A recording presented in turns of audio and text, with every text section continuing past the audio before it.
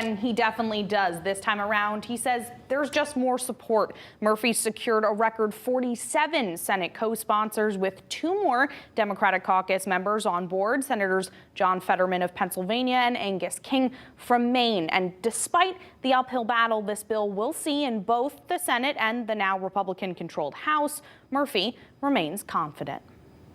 There's almost nothing in America that polls more popular than universal background checks. Monday morning, Senator Chris Murphy talked reintroduction of his Background Check Expansion Act. I think there is nothing we could pass that would make this country safer than a national background check requirement. This bill would require background checks for the sale or transfer of all firearms, including unlicensed sellers. We need Congress to act because it will make a difference in this community and in communities all across this country. The Hartford Police Department seized 367 illegal guns last year, up 150 from just 2 years ago. The prevalence of these guns is on the rise. Only 16% of those 367 guns were stolen. 58 were ghost guns, and the other 250 purchased or transferred legally. And ended up here on the streets of Hartford in an illegal way.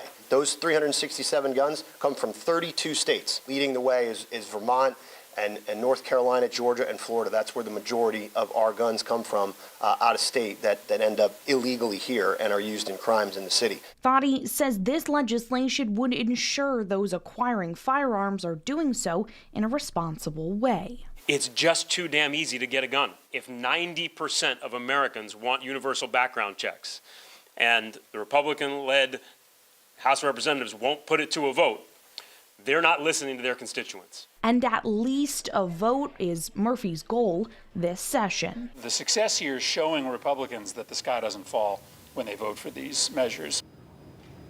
And Murphy tells me even if they can't pass this measure, it's important to have a vote to show where Congress stands. He doesn't know if this specific bill will pass, but he says he's open to compromises. Jen?